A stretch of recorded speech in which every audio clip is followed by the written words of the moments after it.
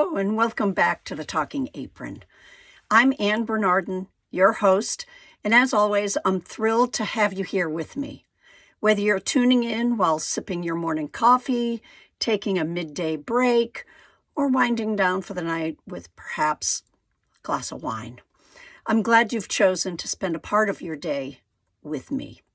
And if you don't know me, I was diagnosed with type 1 diabetes at the age of 50, and I'm so thankful that I was teaching nutrition and wellness at the time so I could get a good head start on my diabetes self-care. So what are we talking about today? Well, we're mixing up the topic, and this is a topic that generally doesn't get too much attention in the world of diabetes management. We hear so much about you got to change your diet, you got to lessen the carbohydrates, you've got to exercise, what to eat, what not to eat, when to eat. But there is something even more crucial that often gets overlooked, and that's the planning aspect. Yep, today we're going to talk about planning, why planning is more important than diet when it comes to managing your diabetes. The title is Plan Before You Played, the secret sauce to diabetes success. We've got 3 segments for you. The first is the foundation of planning. The second is why the planning matters more than diet. And then the third are some practical tips for effective planning. So, go ahead. If you haven't already, go ahead and go grab your cuppa, your favorite beverage, settle in, and let's get started. All right, so let's start with the basics. When you think about diabetes management, the first thing that likely pops into your head is what you eat. If you've been diagnosed, your doctor or dietitian has told you you need to make some changes. You need to change how you've been eating or perhaps even exercising. And with good reason, what you eat directly impacts your blood sugar levels. But here's the thing. Without a solid plan, even the best diet can fall apart. Think of planning as the foundation of a house. You wouldn't start building a house by putting up the walls or the roof, right? You need the solid foundation. Planning is that foundation for us diabetics. It's what allows us to make informed decisions, stay consistent, and ultimately live our lives without feeling like we're consistently putting out those stress fires. So why does planning matter? Why does it hold more weight than diet? It's simple. Planning is what makes a good diet possible. Let me break it down. The first is the consistency. When you plan, you're not just thinking about today or tomorrow, you're thinking about the long game. What's my goal? And this consistency is crucial because diabetes isn't a one-time event. It's not like you have the flu and it's going to go away. Diabetes is a lifelong journey, and a well-planned routine helps stabilize blood sugar levels over time. And that reduces our risks, the risks of the high and lows that can be so challenging to manage, and the risks of the consequences.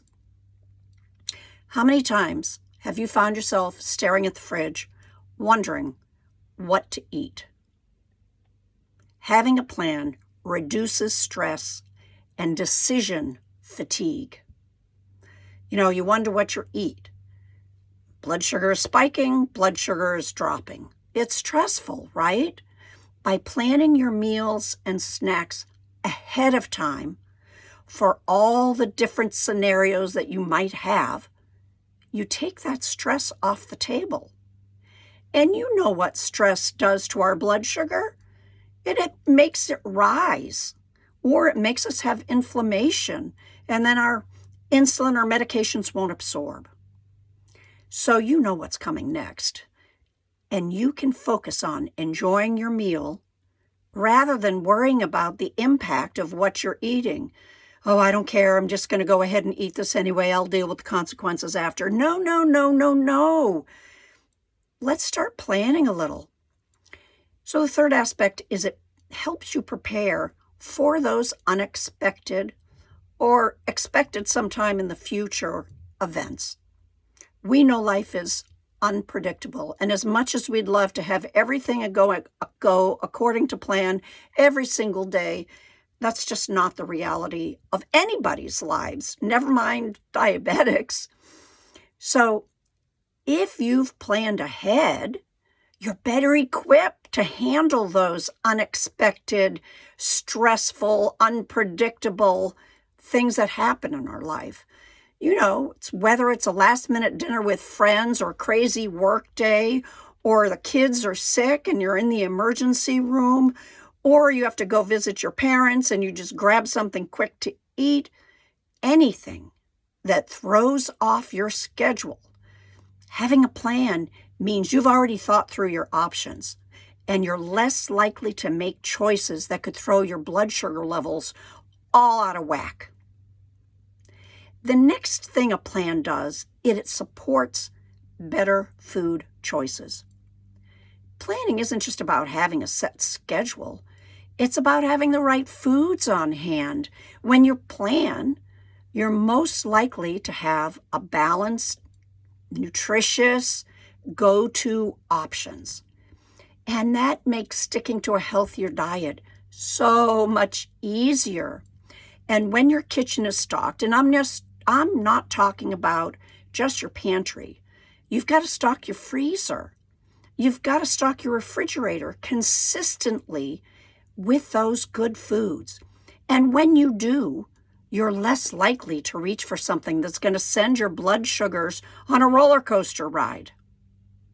All right, this next segment is about some of the practical tips for effective planning. Now that we've established why planning is so crucial, let's talk about how you can make it work for you. Here are some practical tips to get started.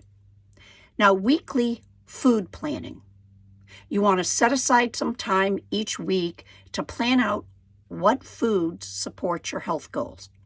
Have a few ideas, vegetables, proteins, snacks.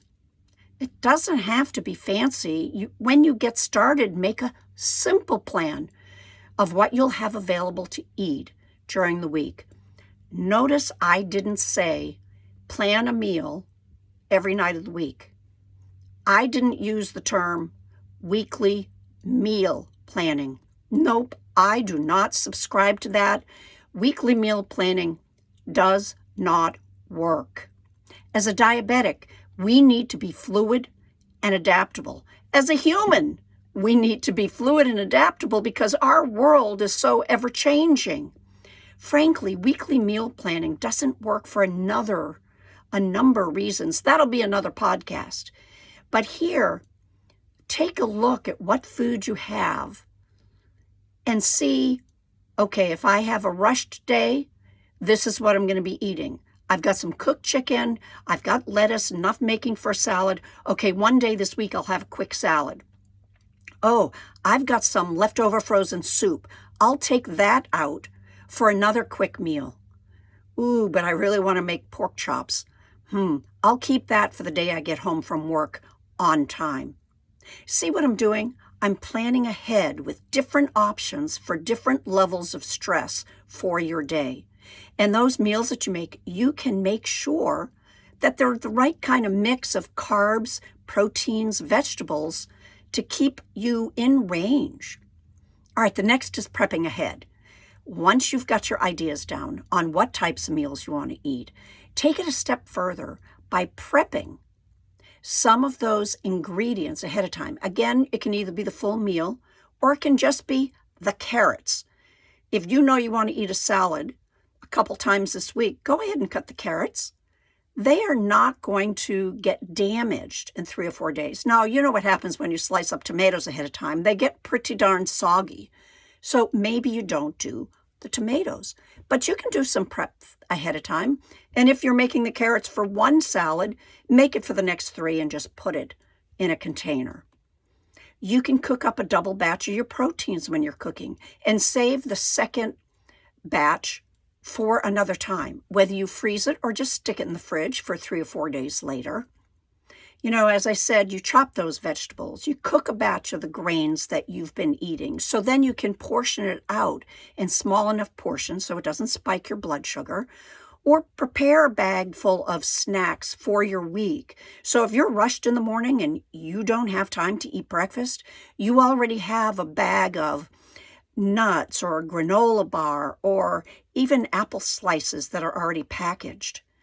So you can grab them when you're in a hurry and you don't end up stopping at one of those fast food restaurants that have high fat and high glycemic foods. As I said earlier, prepping ahead, even making a hearty soup and putting it in 1-serving containers in the freezer is awesome because you can take them out quick and defrost. This will save you time and keep you from reaching those less healthy options when you're hungry and out of time and you need to eat. And as I mentioned a little bit earlier, always have a backup plan. Life happens, and sometimes your best laid plans go awry. I'd rather say go to shit, but there you go. Okay, I said it. No one's going to beat me out. That's okay. When you've done a little prepping ahead of time, a quick salad, that bowl of soup, or an extra serving of a full meal that you had earlier in the week, it'll help you with that stress in a pinch. I always do that. My days get busy, but more importantly, I wake up early, so by dinner time, I am tired. I do not want to cook a full meal. So maybe I'll cook the vegetable and pull the meat from the freezer that's already cooked, or maybe I'll have the vegetables already cooked. I'll have steamed broccoli or cauliflower mash or green beans. I'll have some vegetables, and then I just need to fry up a quick burger, piece of chicken, salmon, something. And then my workload is less, and I don't have to do the whole thing. Remember, you can always have something healthy frozen, or even a stash of nuts and cheese and a half of an apple to have as a backup meal. But always have something prepared, as in planning. And if you need to make a list, because you go through your pantry and fridge and see what it is so you remember on those crazy days about what you could eat, make that list until you get used to it. And then you got to keep track of what works. Everybody's diabetes journey is different. What I eat and how my blood sugar reacts is not the same as you. It's different. So what I say might not work for you, and that's okay. We are a science experiment as diabetics, a self-science experiment. Keep a log of what you had, what meals you had, and how did it affect your blood sugar? And how did you feel afterwards? This will help you make those small adaptations and changes. If you want to have Chinese food, but you had a half a cup of rice and that took you too high, maybe you need to cut that down to a third. Maybe you need to add more fat. Or maybe you need to check that teriyaki sauce to see how sweet it is and make a change to soy sauce. Those are some of the changes that you can tweak. It doesn't mean you have to throw the whole recipe out. It just means, or the whole meal, you just have to start paying attention to keep track of what works. Now, in wrapping up, there you have it. A look at why planning is the unsung hero of diabetes management. Remember, it's not about being perfect. No, it's not. It's about being prepared. When you have a plan in place, you're setting yourself up for success, not just with your diet, but with your overall health and well-being.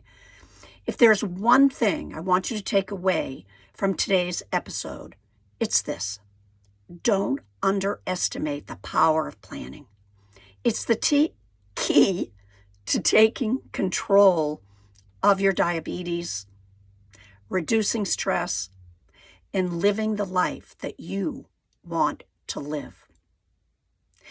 Are you in need of a little help right now? A little overwhelmed Need to get started somewhere? Well, I have this free guide. It's 3 Daily Steps to Diabetes Success, and it's available in the description of this podcast or on the YouTube, and it's on my website, www.thetalkingapron.com. Thank you so much for joining me today on the Talking Apron podcast. I hope you found this episode helpful and that it inspires you to put a little more focus on planning in your own life.